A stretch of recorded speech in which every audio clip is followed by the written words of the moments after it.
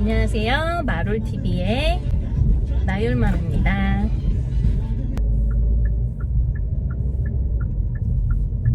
제가 아직 마이크를 구입을 못해서 소리가 잘 안 들린다고 하시는 분들이 있어서 지금 노래도 끄고 그리고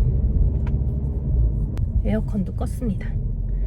이 차에 이제 단점이 하나 있는데요. 그 에어컨을 틀면 당연한 얘기지만 음성인식이 안 돼요. 그래서 이제 그 음성인식 버튼을 누르고 이제 내비게이션의 목적지를 말을 하면은 이제 인식을 잘 하는데, 이제 차에 타면 요즘 여름이라서 많이 덥잖아요. 그래서 에어컨을 강하게 틀어놓고 음성인식을 누르면 인식을 못 합니다. 그래서 그럴 때는 그냥 내비게이션에다가 바로 목적지를 입력을 하시는 게 좋고요. 그게 좀 불편하더라고요. 음성인식 기능을 이용하려면 출발하기 전에, 에어컨 틀기 전에 목적지를 미리 말씀하셔서 하고, 아니면 에어컨을 끄고 해야 된다는 거.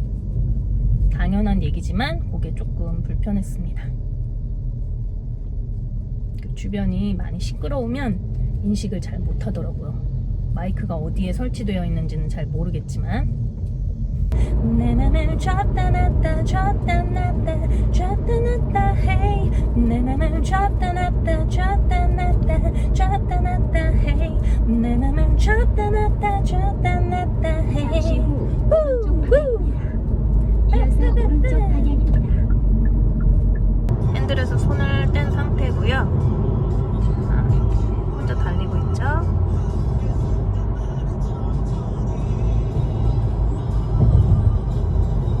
여기서 이제 요 버튼까지 누르면 77km로 엑셀까지 떼고 주행할 수가 있습니다. 지금 코너를 돌고 있는데요. 코너를 돌 때도 자동으로 맞춰져요. 77km. 앞차와 간격이 너무 가깝다 싶으면 제동을 걸면은 크루즈 컨트롤 기능이 꺼집니다.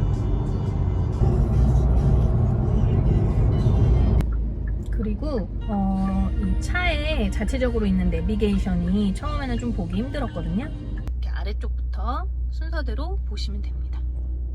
이렇게 돼 있어요. 보다 보면 적응이 되니까 괜찮더라고요.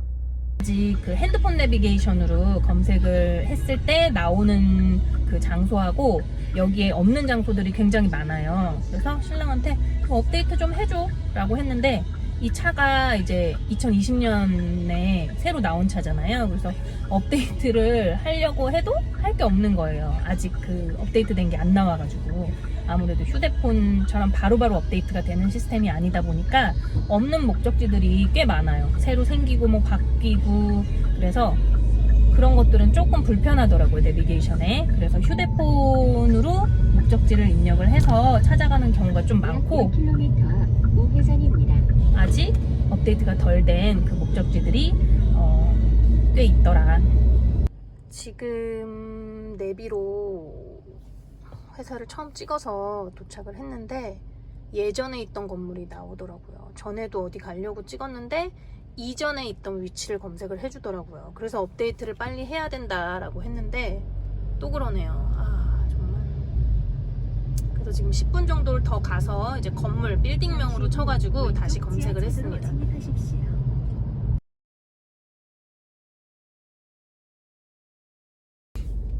그리고 이 차가 이제 안드로이드랑 연동도 되고 애플 카플레이어가 되는데, 무선으로 애플 카플레이가 되는 차가 있고, 이거는 이제 유선으로 선을 따로 사서 그 꽂아야지만 카플레이 기능을 사용을 할 수가 있거든요. 그 부분은 조금 불편하고, 저는 이제 카플레이라는 거 기능을 잘 몰라가지고 제 핸드폰에 있는 게 그대로 액정화면에 다 나오는 건 줄 알았거든요. 그래서 아이 이제 유튜브 같은 거 영상도 이쪽 액정을 이용해서 보여줄 수 있고, 카플레이를 하면은 그런 건 줄 알았는데 내비게이션 위주로 볼 수 있더라고요. 그런데 그냥 자체 내비도 조금 적응을 하니까 나름 볼 수가 있어가지고 굳이 카플레이 기능을 사용하지 않고 지금 그냥 차에 있는 내비게이션으로 사용을 주로 하고 있어요. 저는 아이폰 11을 사용을 하고 있어서 그거 같은 경우에는 지금 5핀으로 되어 있어요, 끝에가. 그래서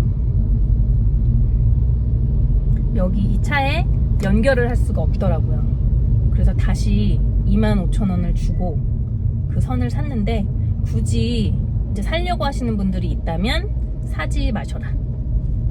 그 USB 잭을 구입 안 하시고 그냥 카플레이 기능을 안 하셔도 크게 문제는 없을 것 같아요.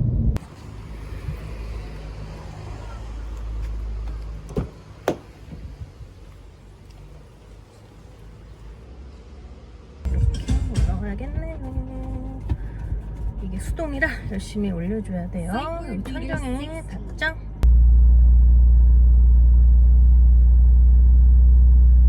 벨로스터 N은 이제 주행 모드가 지난번 영상에서도 말씀드렸듯이 에코 모드, 스포츠 모드, 노멀 모드, 그리고 커스텀 모드 이렇게 4가지로 있는데, 커스텀 모드는 디테일하게 엔진이라든가 변속기, 스티어링, 그리고 차체, 자세 제어, 뭐 배기 사운드라든가 그 밖에 옵션들을 직접 터치해서 액정 화면에서 들어가서 디테일하게 조절을 하실 수가 있어요. 지금 나오죠? 이 즐겨찾기 버튼 누르면 이렇게 바로 나올 수 있게 세팅을 해놨어요, 저희 차는. 그래서 지금 여기 깃발 버튼 누르고 뭐 여러가지 이렇게 뭐 당기면 속도라든가 이런 것들을 다 디테일하게 설정을 하실 수가 있어요. 파워라든가 G포스, 다시 뒤로 가볼게요.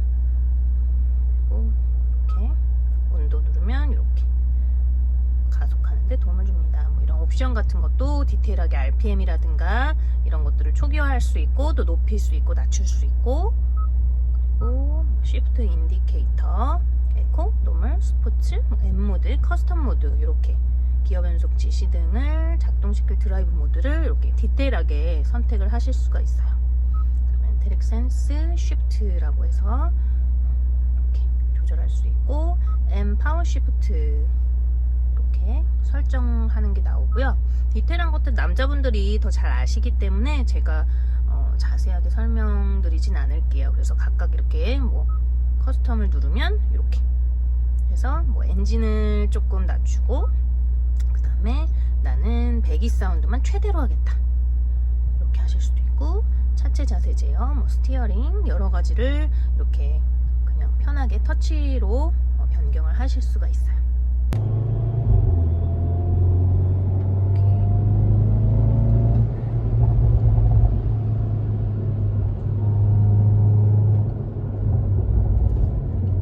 끼는 것 같네요. 이 벨로스터 N을 타는 이유는 바로 팝콘을 튀기기 위해서 운전을 하겠죠. 저희 신랑도 차를 타기만 하면 막 이런 거 나면은 너무 좋아하더라고요. 그게 왜 좋아요? 저는 잘 아직 그 감성을 모르겠는데, 어쨌든 일단 벨로스터 N을 타는 사람으로서 제가 이걸 타면은 팝콘 공장장이 돼봐야죠. 오늘은 또 그 배기음을 들으면서 마트까지 가보겠습니다. 출발! 커스텀 모드를 누르면 이렇게 엔진에 웅 하는 소리가 들리고요. 또 여기서 조절하실 수 있다고 했고요. 그리고 다시 이 드라이브 모드를 누르시면 커스텀 모드가 꺼집니다. 그리고 노멀, 스포츠, 에코 이렇게 바뀔 수가 있어요. 에코 모드는 스크루지 영감, 이렇게 쫀쫀한, 그래서 연비라든가 뭐 엔진이라든가 이런 것들 기능들을 좀 최소화시켜서 이제 주행에만 포커싱을 맞추고요. 예를 들어서 지금 저희 그 BMW 저희가 몰고 있는 그거 같은 경우에는 그 에어컨까지도 이 에코 모드로 갈 때는 에어컨까지도 확 줄여준다고 해요. 그래서 아무리 온도를 낮춰도 에어컨 성능이 조금 떨어진다고 하는데, 저희 거는 뭐 에코로 변경을 한다고 해서 그렇게 되는 건 같지는 않아요. 소리가 너무 크니까 지금 끌게요. 그래서 에코, 그리고 노멀은 뭐 스탠다드 형이라고 하시면 되죠. 그냥 성실하게 차를 사용을 하실 수가 있고, 뭐 스포츠 모드는 말 안 하셔도 다들 아시겠죠? 지난번에 이제 그 주행 모드 설명드리면서 작동을 시켜봤는데 배기음이 잘 나고 또 엔진 성능이라던가 그리고 제가 직접 스포츠 모드를 놓고 이제 시내 주행을 할 때도 차가 좀 되게 부드럽게 잘 나간다. 엑셀 같은 거 넣었을 때 쭉쭉 이렇게 좀 나가는 느낌이 들어요. 섰다가 다시 출발을 할 때도 이제 가속이 좀 더 쉽게 쫙 이렇게 나가는 느낌이 듭니다. 자, 진짜 출발해 보겠습니다. 이제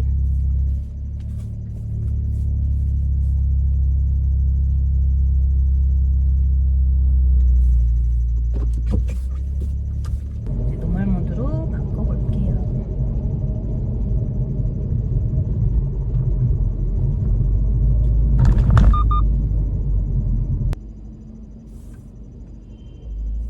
자, 이제 벨로스타인을 탔으니까 팝콘 튀겨야겠죠? 자, 언제 팝콘이 튀기려나? 확인하고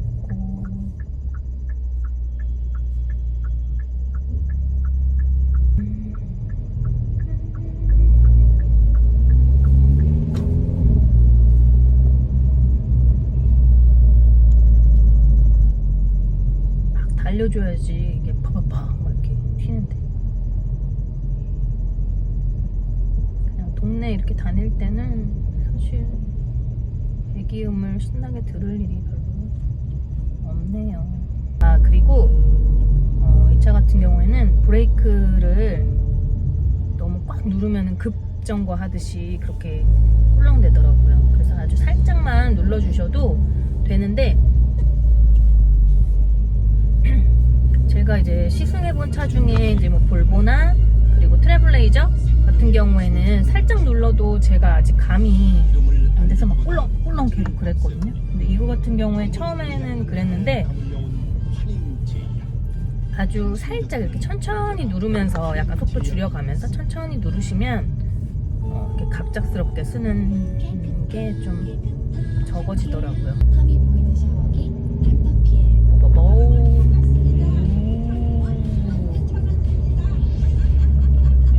아쉽네요. 지하로 들어가야 해요. 지금 마트 지하 주차장에서 올라가고 있는데요. 보통 이제 앞에 차가 정지해 있을 때 뒤에 이제 쫓아가는 경우에 경사로 심한 경사로에 이제 서야 되는 경우 있잖아요. 근데 이 차 같은 경우에는 이제 오히려 약간 낮은 경사, 뭐 주차할 때 살짝 턱이 있어서 이렇게 세웠는데 뒤로 이렇게 흐른다거나 뭐 그런 거는 있는데 이제 백화점이나 뭐 마트 주차장에서 이렇게 올라갈 때 경사로에서는 이제 브레이크 이런 걸 다 떼도 차가 뒤로 흘러내리지 않고 딱 잡아줘요. 그런 거는 이제 여성 운전자분들이 굉장히 편리할 것 같아요. 경보가 울리죠? 그리고 경보가 조금 미세한 편이라 옆에가 간격이 이렇게 기둥에서 충분히 조금 떨어져 있는데도 그래도